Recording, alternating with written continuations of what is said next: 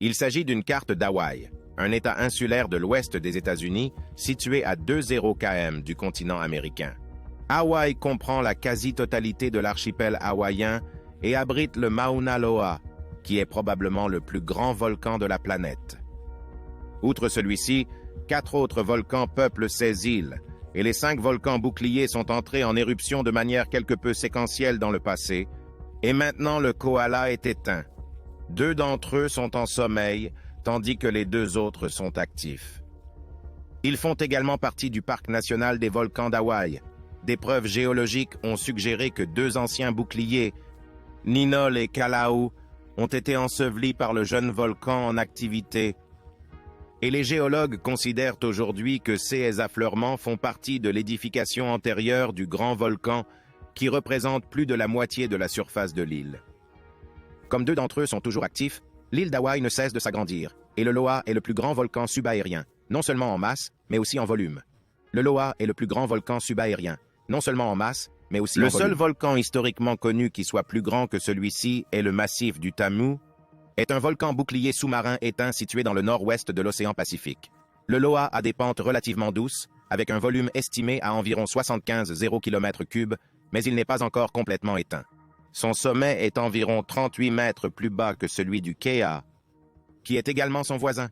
Jusqu'à présent, les éruptions de lave de ce gigantesque volcan ont été pauvres en silice et assez fluides. Elles ont également tendance à ne pas être explosives. Et le supervolcan massif est probablement en éruption depuis au moins 700 ans. Les experts estiment qu'il a émergé au-dessus de la mer il y a près de 400 ans. Le Loa a puisé son magma dans le point chaud d'Hawaï, responsable de la création de la chaîne d'îles hawaïennes en l'espace d'environ 10 millions d'années. Selon les géologues, la lente dérive de la plaque pacifique éloignera le volcan du point chaud dans environ 1 million d'années. Et il finira par disparaître. Mais pour l'instant, il est ici, juste au-dessus du hotspot. La peur d'une éruption dévastatrice maintient l'humanité sur le qui-vive. L'éruption la plus récente s'est produite entre le 24 mars et le 25 mars. Au 15 avril 1984, les récentes éruptions de ce volcan géant n'ont pas fait de victimes. Les éruptions de 1926 et 1950 ont détruit des villages, et le Loa a été inclus dans le programme de la décennie des volcans, qui encourage l'étude et l'analyse des volcans les plus dangereux du monde. Et parce que le Loa correspond à la définition même des volcans dangereux et potentiellement dangereux, l'Observatoire hawaïen des volcans le surveille intensément depuis 1912. La plupart des gens pensent qu'un astéroïde frappera la planète et mettra fin à la vie ici, ou peut-être qu'une guerre nucléaire le fera, mais il existe aussi une autre façon effroyable d'interrompre brutalement la vie telle que nous la connaissons. Il s'agit de la pression du magma, qui ne demande qu'à suinter de la surface de la Terre. Peut également détruire la planète sur laquelle nous vivons. Du nord du Nevada au nord-ouest du Wyoming, en passant par le sud de l'Idaho, il y a une quantité effrayante de volcans dispersés par intermittence qui s'étendent sur environ 560 km. Certains d'entre eux sont des supervolcans et ont près de 18 millions d'années. Qu'est-ce qu'un supervolcan? Il s'agirait d'un volcan dont l'éruption passée est documentée et dont l'indice d'explosivité volcanique est de 8. La plus grande valeur jamais enregistrée dans l'indice. Le volume des dépôts de CF volcans est toujours supérieur à un 0 km3. Les supervolcans se forment lorsque le magma du manteau terrestre se fraye un chemin jusqu'à la croûte, mais ne parvient pas à la percer. La pression continue d'augmenter dans l'énorme bassin de magma qui ne cesse de croître jusqu'à ce que la croûte finisse par céder. Incapable de contenir la pression, il se rompt. Ce phénomène peut se produire dans des points chauds tels que la caldeira de Yellowstone, le point chaud d'Hawaï, la dorsale de Louisville, le point chaud de Sainte-Hélène, le point chaud des Canaries et d'autres encore. Les éruptions supervolcaniques de grand volume sont généralement associées à de vastes provinces ignées où la lave et les cendres volcaniques peuvent couvrir de vastes zones. Les super-éruptions peuvent être incroyablement dévastatrices et provoquer des changements climatiques de longue durée, anéantir des espèces et même l'humanité. La plus récente super-éruption avec un VEI 8 s'est produite il y a 500 ans. Dans le volcan Topo, situé en Nouvelle-Zélande, les trappes du Deccan ont été produites par la fosse d'accueil de la Réunion. Il y a environ 66 millions d'années, et selon le consensus scientifique, cet événement coïncide avec l'extinction du Crétacé et du Paléogène. N'était pas le fruit du hasard. De même, la plus grande inondation de basalte appelée piège sibérien s'est produite il y a 250 millions d'années et a coïncidé avec la plus grande extinction de masse connue dans l'histoire de la planète Terre, l'extinction du Permien et du Trias. Cela indique clairement que si les volcans se déchaînent, personne ne peut empêcher la fin du monde de se produire. Helens, un stratovolcan actif situé dans le comté de Skamania, dans l'État de Washington, fait également partie de l'arc volcanique des Cascades, un segment de la ceinture de feu du Pacifique. Le 18 mai 1980, une éruption majeure de ce volcan entraînera la catastrophe la plus meurtrière de l'histoire de l'humanité, et l'événement volcanique le plus catastrophique sur le plan économique de l'histoire des États-Unis.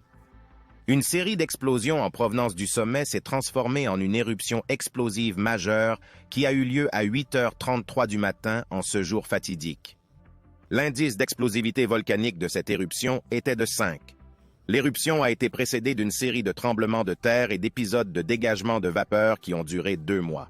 Un tremblement de terre survenu le 18 mai a provoqué le glissement de l'ensemble de la face nord affaiblie. Cet effondrement sectoriel est le plus grand glissement de terrain subaérien jamais enregistré.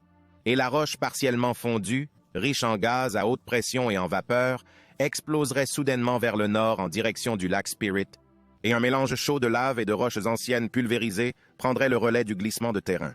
La colonne d'éruption du mont St. Helens s'est élevée jusqu'à 24 km dans l'atmosphère et a déposé des cendres dans 11 États et quelques provinces canadiennes. Cette éruption a également provoqué la fonte de la neige, de la glace et de plusieurs glaciers complets sur le volcan, ce qui a entraîné une série de lahares qui ont atteint le fleuve Columbia. L'énergie thermique libérée lors de cette éruption était égale à 26 mégatonnes de TNT. Environ 57 personnes seraient tuées et les dégâts matériels s'élèveraient à 1 milliard de dollars. Il ne s'agit que d'une éruption de type Vefive.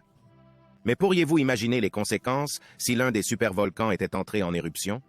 La crainte d'un événement volcanique similaire ou encore plus dévastateur empêche la communauté scientifique de dormir, en particulier les scientifiques actifs comme Loa et Calo. Les scientifiques ont surveillé l'activité géologique instable sur la plus grande île d'Hawaï. Et selon eux, une éruption dominante du volcan qui pourrait détruire le paysage n'est pas encore imminente. Cependant, Loa pourrait se réveiller de son long sommeil. Comme Loa représente la moitié de la masse de l'île, tout regain d'activité à Loa signifie que l'île entière et la région qui l'entoure pourraient être gravement menacées.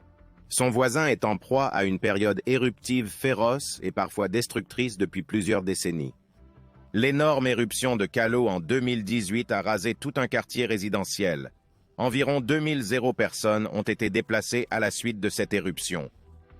Cette activité spectaculaire a volé l'attention du plus grand des frères et sœurs, qui est resté endormi depuis sa dernière éruption en 1984. En mars 21, l'Observatoire des volcans d'Hawaï a enregistré plus de 200 tremblements de terre de faible magnitude sous le Loa. Ces tremblements de terre, ainsi que d'autres observations, ont indiqué une augmentation de l'activité qui suggère que le flux de magma dans le système de stockage peu profond de ce volcan a augmenté.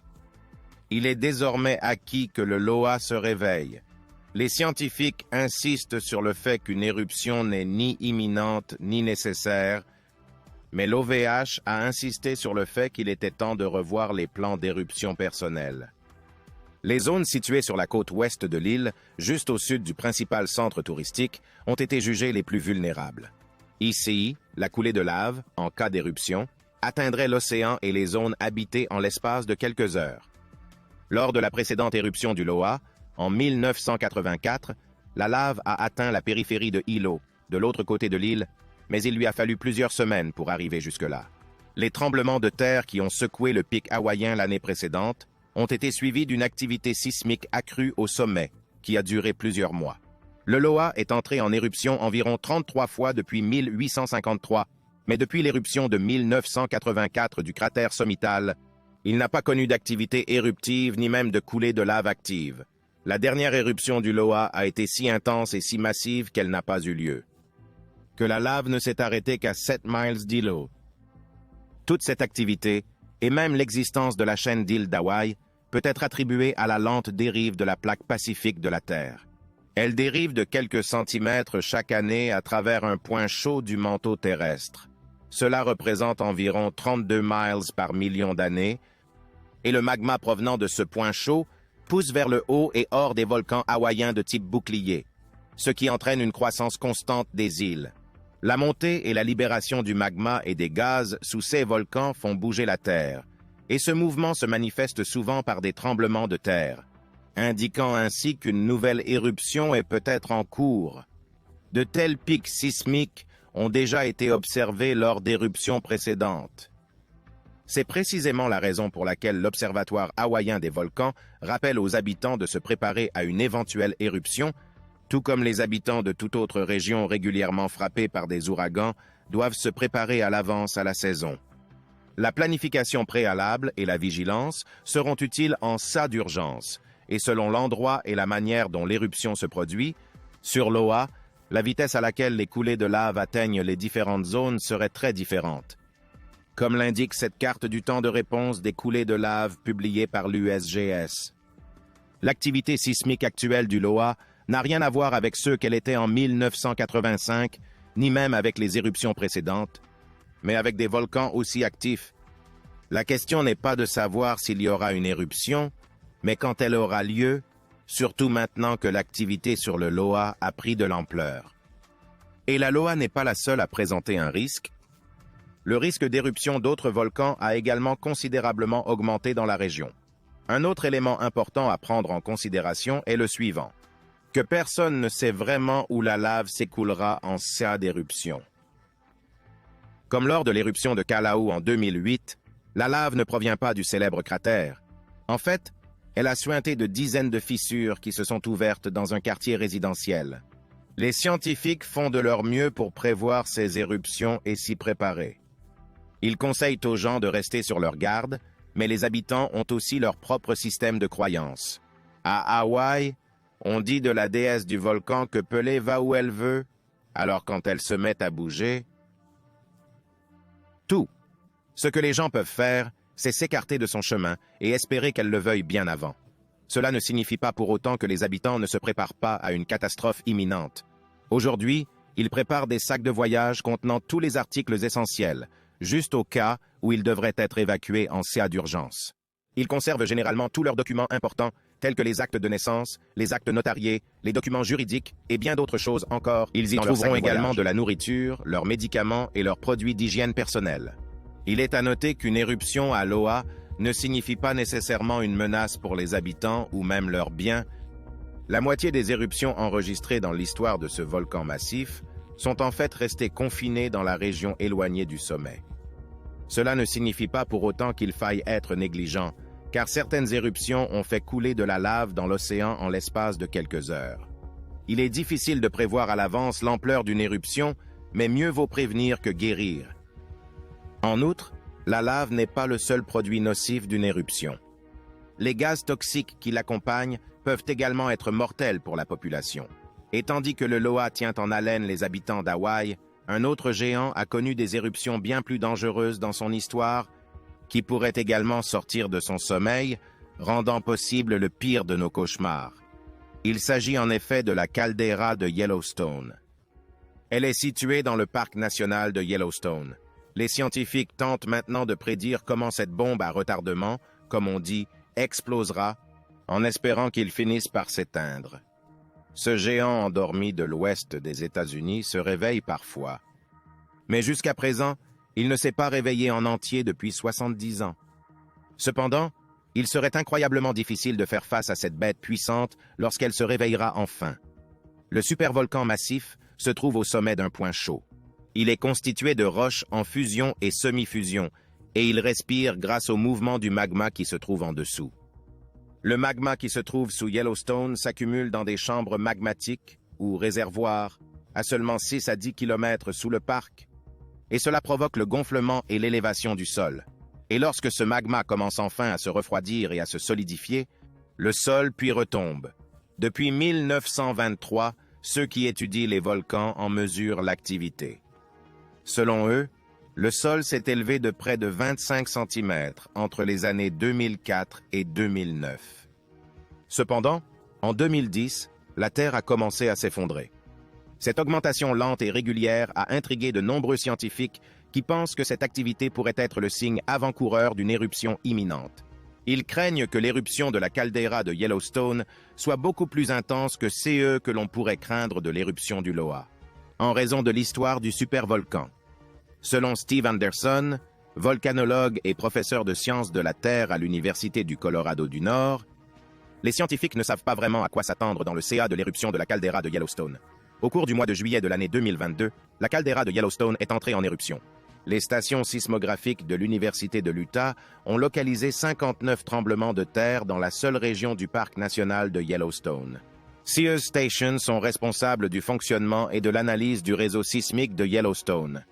L'événement le plus important du mois serait un tremblement de terre mineur d'une magnitude de 3,1, situé à près de 14 miles au sud-sud-ouest de Mammoth Hot Springs. Ce tremblement de terre a eu lieu le 30 juillet vers 1h40 du matin et a été suivi d'un tremblement de terre d'une magnitude de 2,5 sur l'échelle de Richter. L'événement fait partie d'un essaim de 13 petits tremblements de terre qui se sont produits entre le 29 et le 30 juillet. Ces tremblements de terre représentent environ 50% de l'activité sismique dans la région de Yellowstone. Les stations GPS en continu dans la caldeira de Yellowstone ont également enregistré un soulèvement de quelques millimètres à proximité du Norris Geyser Basin depuis le début de l'été.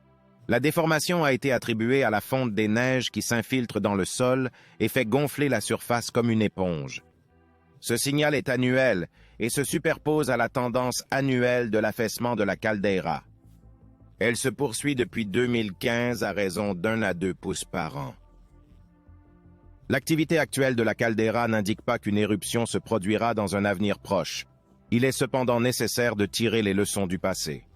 Dans le cas de ce supervolcan, le niveau de l'activité souterraine récente a alimenté certaines spéculations quant à l'intensité d'une future éruption. Au cours de la dernière décennie, le volcan s'est élevé de façon continue à la vitesse la plus rapide jamais enregistrée. La région de Yellowstone enregistre en moyenne entre 1 et 3 tremblements de terre par an. Bien que la plupart d'entre eux passent inaperçus avec une magnitude inférieure à 3, ces tremblements de terre en disent long aux scientifiques sur la vitesse du magma qui remplit les chambres souterraines. Une augmentation des bruits et des secousses dans le parc peut suggérer qu'un nouveau lot de magma s'est récemment accumulé dans le réservoir. Cependant, comme tout, ce qui se passe dans la caldeira n'a pas été analysé depuis longtemps, il n'est pas vraiment facile de prédire ce qui se passe. Il est donc plus difficile pour les géologues d'estimer le prochain mouvement de cet énorme volcan, ce qui le rend d'autant plus dangereux. L'analyse du passé lointain de ce volcan de Yellowstone fournit cependant quelques indices. Des preuves géologiques indiquent que le Yellowstone a produit 3 éruptions colossales au cours des 2 derniers millions et demi d'années. Les volcanologues ont affirmé que ces éruptions se sont produites à des intervalles de près de 600 à 800 ans, et les preuves suggèrent que la dernière grande éruption s'est produite il y a environ 640 ans et s'est étendue à l'ensemble du parc et à des milliers de kilomètres du paysage qui l'entoure. Chacune des 3 éruptions a vomi des quantités massives de cendres volcaniques, de gaz, de magma et d'autres débris qui ont fini par recouvrir la majeure partie de la partie continentale des États-Unis, et certains matériaux issus des explosions passées ont été retrouvés jusqu'en Louisiane. Après chaque éruption, le volcan s'est effondré sur lui-même, aspirant les arbres, les montagnes et presque tout ce qui se trouve dans le paysage. La dépression formée par cette activité s'appelle une caldeira, et les experts ont prévenu qu'une éruption formant une caldeira à Yellowstone constituerait un risque naturel colossal. Ils ont également expliqué que la dernière éruption de Yellowstone a été près de 1000 fois plus importante que l'éruption dévastatrice du mont St. Helens, qui a tué plus de 50 personnes, des milliers d'animaux et brûlé des centaines de kilomètres carrés de terre dans l'Oregon et l'État de Washington. La dernière explosion du volcan de Yellowstone a projeté un panache mortel de cendres, de lave et de gaz toxiques à des milliers de mètres dans les airs. Un tiers du continent sera entièrement plongé dans l'obscurité par cet événement. Les coulées pyroclastiques traversent la région à une vitesse stupéfiante, ensevelissant et brisant presque tout ce qui se trouvait sur leur passage. Le magma qui s'est échappé du sol a brûlé le magnifique paysage sur plusieurs kilomètres. On trouve également des traces de la dernière éruption dans la caldeira de Yellowstone, qui s'étend sur 50 km de large et 70 km de long. Les restes de débris volcaniques peuvent encore être observés dans une zone appelée aujourd'hui cuvette de lave. Que se passera-t-il si le Yellowstone entre en éruption? Selon les experts, la lave du volcan détruira probablement à peu près tout ce qui se trouve dans un rayon de 40 miles autour de l'explosion.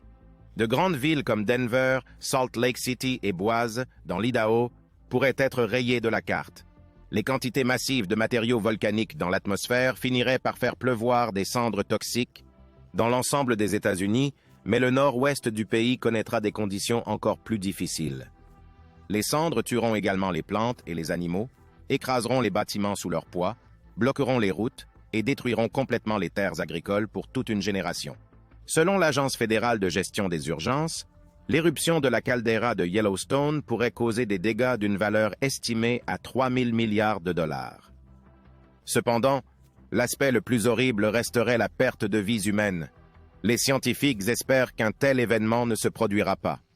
Ils ont établi que de telles explosions peuvent être extrêmement rares et que la dernière coulée de lave de Yellowstone a eu lieu il y a environ 70 ans, mais encore aujourd'hui, les randonneurs rencontrent des traces des éruptions précédentes sous la forme de couches rocheuses distinctes le long des sentiers. Aujourd'hui, les scientifiques surveillent de près les moindres soubresauts de ce volcan, dont l'activité ne cesse de nous mettre en garde contre un événement majeur à venir. En 1815, une explosion du mont Tambora, situé sur l'île de Sumbawa dans l'actuelle Indonésie, pourrait donner une idée de à quoi ressemblerait une éruption massive de l'un des volcans les plus actifs et les plus dangereux du monde. Cette éruption volcanique a été considérée comme la plus puissante jamais enregistrée dans l'histoire de l'humanité. Avec un indice VEI de 7, cette éruption a rejeté dans l'atmosphère de 160 à 213 km3 de matériaux volcaniques. Il s'agit de la dernière éruption confirmée de cette ampleur. Le mont Tambora a atteint son point culminant le 10 avril 1815, et une augmentation de la vapeur et des petites éruptions s'est produite au cours des 50 années suivantes. Les cendres de cette éruption seront dispersées dans le monde entier, ce qui a entraîné une baisse des températures mondiales. C'est ce qui a provoqué ce que l'on appelle aujourd'hui l'année sans été, en 1860. Environ 11 000 personnes mourraient des effets volcaniques directs de cette éruption et entre 49 000 et 90 000 morts. Les conséquences de la famine et des maladies épidémiques sur les îles. La période importante du changement climatique a entraîné des conditions météorologiques extrêmes et des mauvaises récoltes dans le monde entier. L'éruption du mont Tambora a peut-être été dévastatrice, mais notre planète a connu bien pire dans le passé. Il y a environ 200 millions d'années, d'énormes éruptions volcaniques généralisées ont déclenché l'extinction de la fin du Trias. Cette extinction massive a décimé 76% de toutes les espèces marines et terrestres, marquant la fin de la période triasique. C'est cet événement qui a permis aux dinosaures de dominer la Terre pendant les 135 millions d'années à venir. Et on ne sait pas grand-chose sur les causes de l'extinction, mais la plupart des scientifiques s'accordent à dire qu'elle a été causée par l'homme. Que les éruptions volcaniques massives d'une grande région sur une courte période de temps joueraient un rôle clé. La grande région, connue sous le nom de province magmatique de l'Atlantique central, ou CAM. La région de la mer Noire a été le théâtre d'une explosion de lave et de gaz contenant à la fois du dioxyde de carbone, du soufre et du méthane. Cette explosion soudaine de gaz pourrait avoir provoqué un réchauffement climatique intense et une acidification des océans, entraînant la mort de milliers de plantes et d'espèces animales. Des chercheurs du MIT, de l'Université de Columbia et de nombreuses autres institutions réputées ont maintenant tous déterminé que ces éruptions se sont produites exactement au moment où l'extinction a commencé. Il s'agit d'une preuve solide qui favorise la théorie selon laquelle l'activité volcanique a effectivement déclenché l'extinction de la fin du Trias. À partir de leurs mesures, une équipe de scientifiques a reconstitué l'activité volcanique de la région il y a 201 millions d'années. D'après cette reconstitution, l'éruption de magma s'est produite en rafales répétées sur une période de 40 ans.